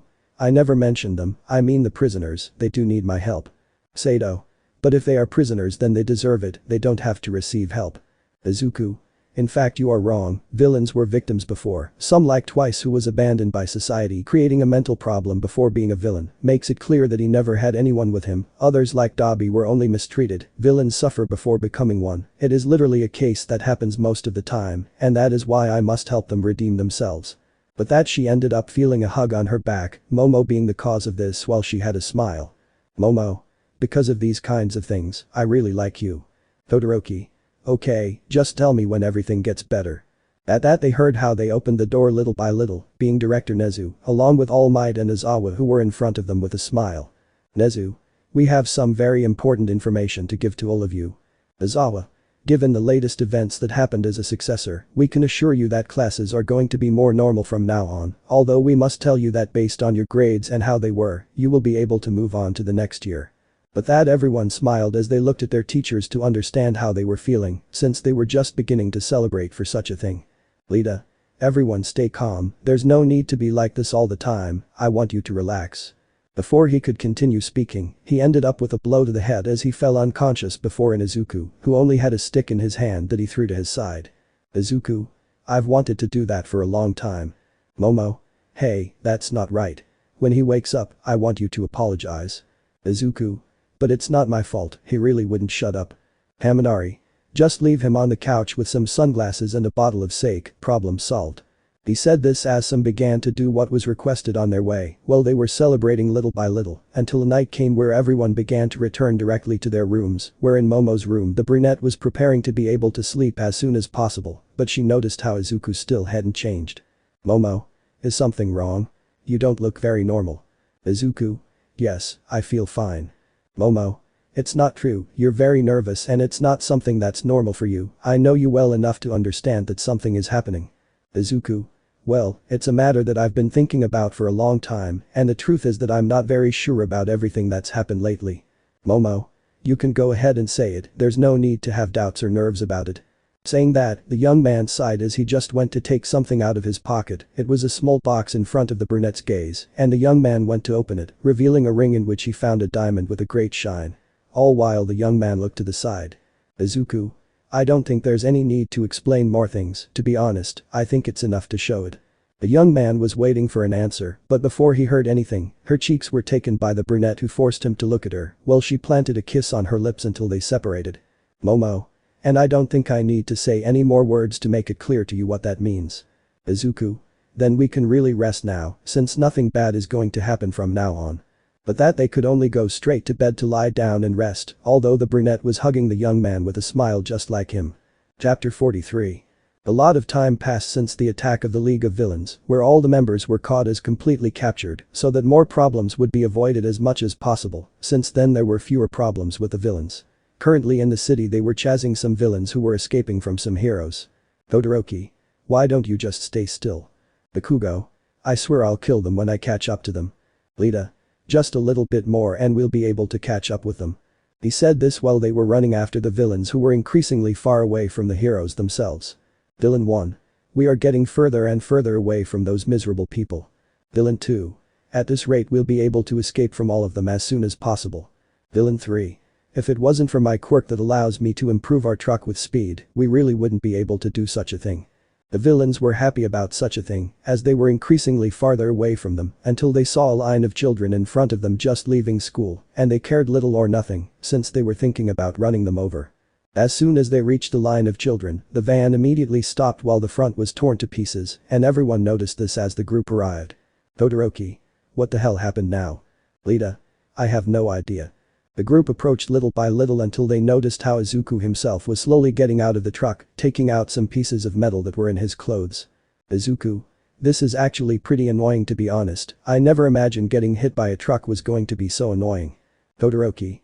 I had to imagine it, you're the only crazy person I know who can't move even if it's a truck going at full speed. Bakugo? But it doesn't make sense for you to be near a line of children or around this area. Izuku? Well, it turns out that Momo is pregnant and in order to better understand this issue of being a father, I wanted to join a program that helps families leave their schools to return home. Bakugo? That's right, I forgot that you were going to be a father soon like that. Izuku? If you let me, I'd like to go home, I have to come back soon.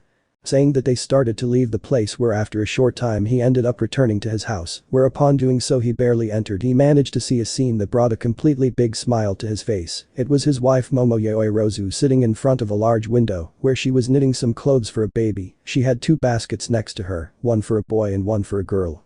So the boy came closer to hug her. Izuku? It seems like you're actually feeling pretty good. Momo? The truth is yes, I still can't believe that we have twins. Izuku? Yeah, I hope Koda and Eri don't get jealous about this. Momo? I don't think so, although we don't have a name for them yet to be honest. Izuku? I guess we should be able to give them a name now, although I don't see any reason to rush. He said it with a smile as he looked out the window, but he was beginning to feel a grip on the collar of his clothes, as he was beginning to get scared, since it was Momo who had a slight smile. Momo? I want to have a name for our babies, our girl will be called Anna, and it is something that is decided. At such a thing he began to feel a deep fear while he thought of a way to answer him until he noticed something through the window. He swore that he could see with his own eyes Analogia himself, who had a smile on his face as he turned around to disappear in the wind, revealing that double tree that the two of them had left in place. Izuku. I want his name to be Analogia, that's going to be my son's name. When she heard that, the brunette noticed the young man's nostalgic smile as he stared at the tree so that the brunette could kiss him on the cheek. Momo. Then that's going to be his name, it's decided, although it seems that you still miss him too much. Izuku. If I have to be honest, I do miss that old friend. Momo. I still remember when we were closer at the academy, at those times we were a better couple than ever. Izuku. Are you referring to the part when you tied me to the bed and acted like a possessive dominatrix who wouldn't let me go with anyone in any way? Momo. Yes, but our children must not know anything about that in any way. Izuku. I'm not sure because more than once I managed to feel Erie's power getting a little out of control while she was with someone else. Momo. Well, I agree to teach her some things to win a boy's heart. Izuku. In that case I can't let her get another guy under any circumstances. He said this as he began to leave. Momo. Where are you going? Izuku. Prevent my princess from getting infected like that.